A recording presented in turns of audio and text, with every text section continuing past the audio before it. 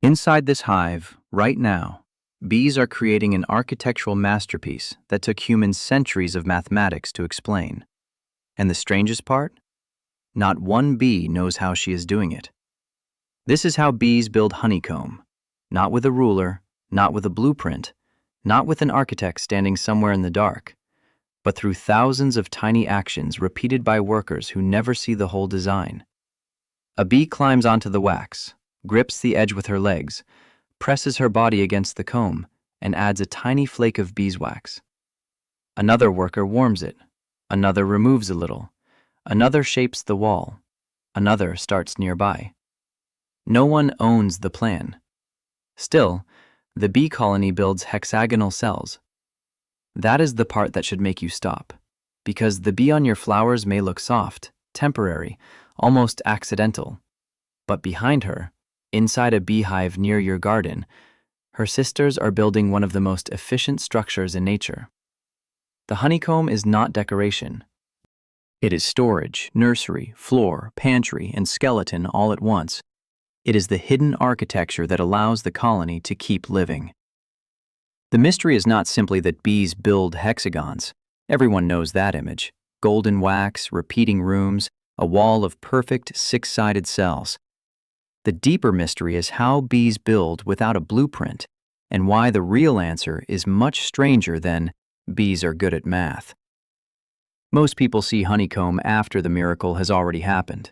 They see the finished pattern, clean and beautiful, as if it arrived in one perfect moment.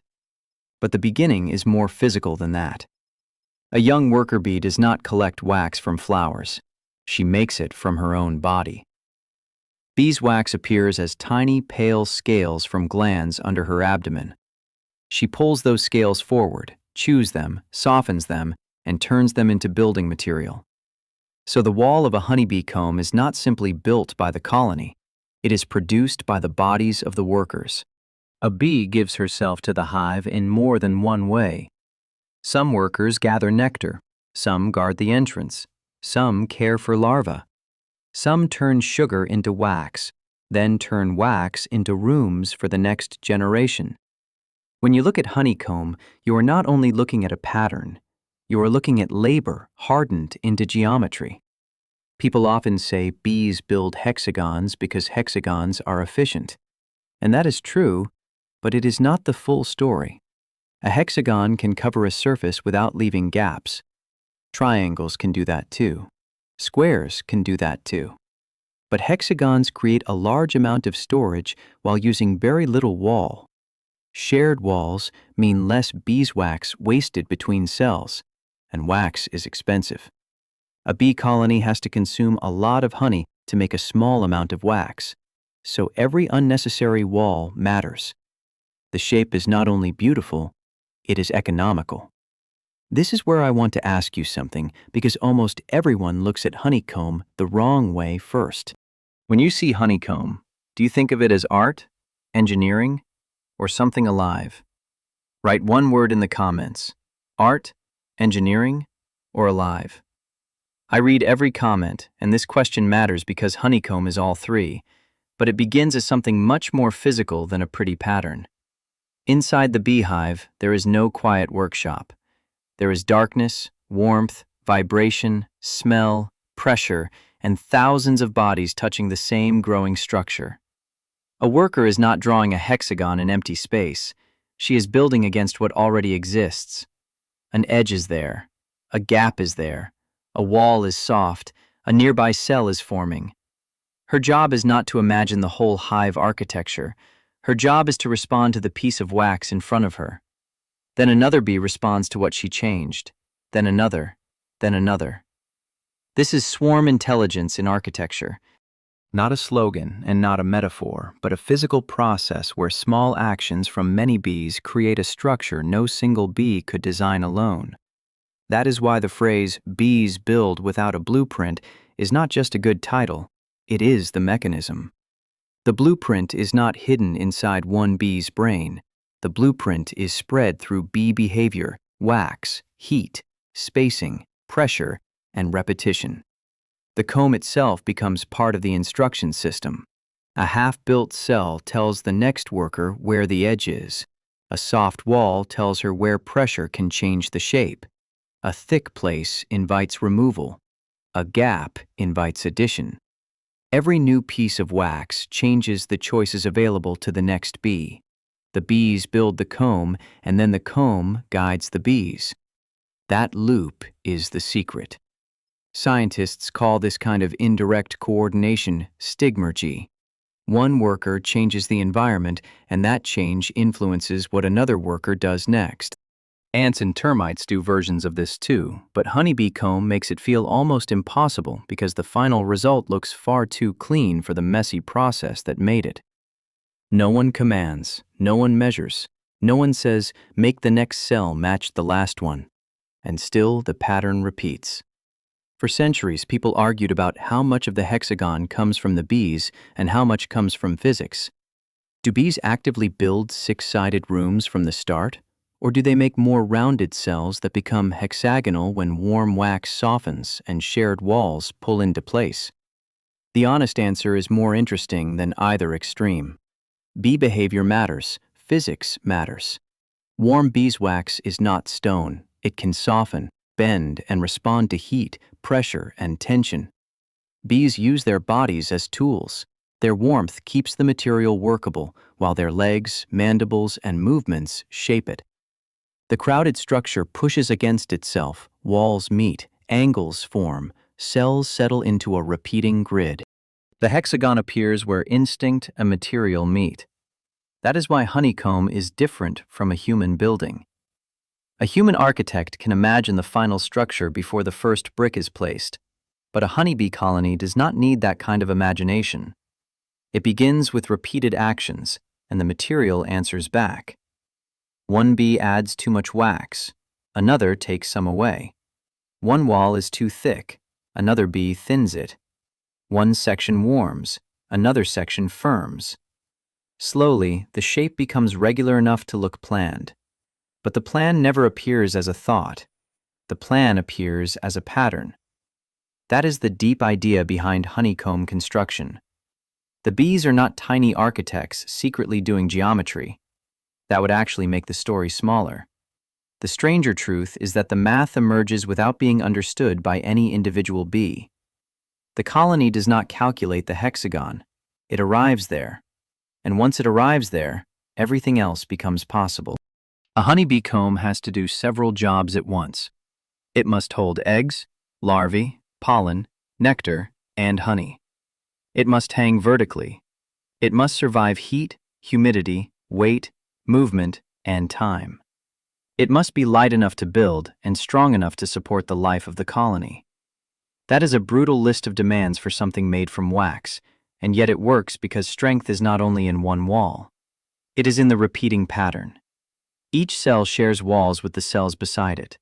Each small room supports and is supported by the grid around it. One wax cell is fragile, but thousands become hive architecture. That is the same logic you see everywhere in honeybee life. One bee cannot warm a winter cluster. One bee cannot map the whole landscape. One bee cannot build the full comb. But many bees following local rules can create something that looks impossible from the outside. The bee colony is not a crowd. It is a system. That is why the honeycomb behind your garden matters. The bee visiting your lavender may return with nectar, but that nectar needs somewhere to go. The pollen on her body may help feed young bees, but the larvae need cells. Honey needs cells. Pollen needs cells. The colony needs space before the flowers outside can become useful inside. Your garden does not end at the blossom. It continues into the honeycomb. That is the bridge most people miss. A bee lands on a flower, and we think the event is happening there. But the full event stretches from petal to hive, from nectar to wax, from one forager's flight to the storage cells built by sisters in the dark. No comb means no nursery, no honey storage, no stable beehive, and no place for the life of the colony to organize itself. So when bees build honeycomb, they are not making background decoration. They are making the condition that allows the colony to exist. This is why hive architecture is survival. The repeated hexagon matters because it saves material, shares strength, and creates order. The workers do not need a blueprint because the rules are enough. Build where there is an edge, shape what is soft, share the wall, repeat. From those small rules comes the object everyone recognizes: honeycomb. Now imagine it from inside, not as a golden photograph and not as a clean slice on a table, but as a dark, living construction site. Bees cover the surface. The air smells of wax, honey, pollen, and warm bodies. Antennae touch, feet grip, wings tremble. A worker carrying a wax scale pushes through the crowd. Another bee turns, another makes space, another chews wax into place. The cell does not appear all at once. It grows as a rim, then a wall, then a neighboring wall, then a corner, then a shared edge, then a room deep enough to hold what the colony cannot afford to lose. Then another cell begins beside it, then another, then another. The pattern expands until it feels almost like the colony is thinking through wax. That may be the best way to understand it. Not that a bee thinks like a person, and not that the hive has a hidden architect, but that the colony can turn repeated behavior into a kind of external mind. The honeycomb stores work. It stores food. It stores larvae. It stores the outcome of thousands of small actions across time. It is memory you can touch. A worker can climb across walls built before she was born. A larva can grow inside a cell made by sisters she will never meet. Honey can sit in wax shaped by workers already dead. The colony extends itself through structure, and the comb lets the past support the present. That is not just construction. That is continuity. And it makes the bee in your garden look different. She's not only an insect visiting a flower.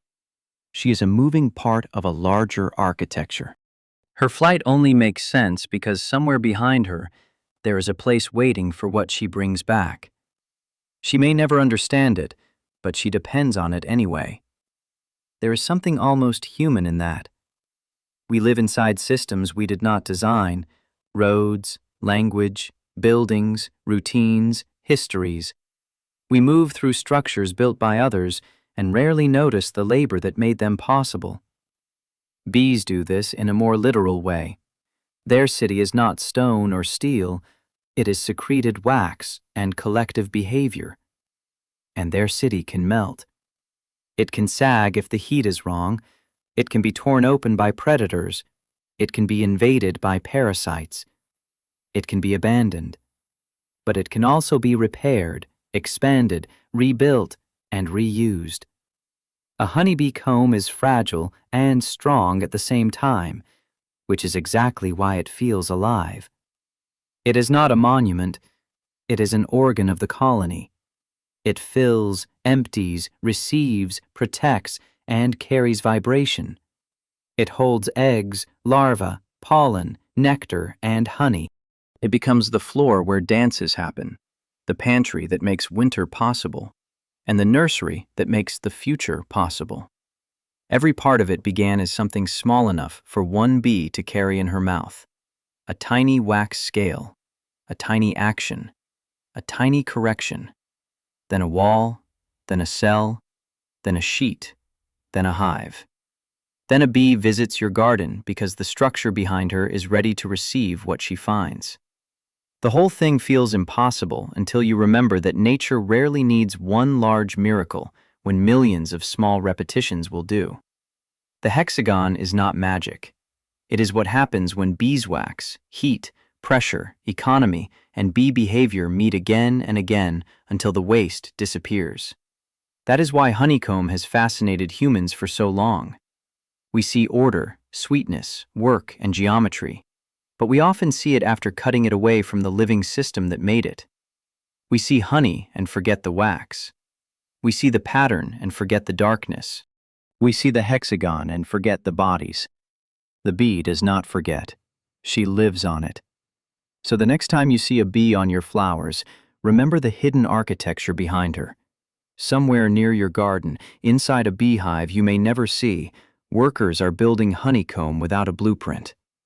They are making hexagonal cells from beeswax, heat, pressure, and swarm intelligence. They are turning tiny actions into hive architecture. They are solving storage, strength, economy, and survival in a language made of walls. And none of them know the whole design.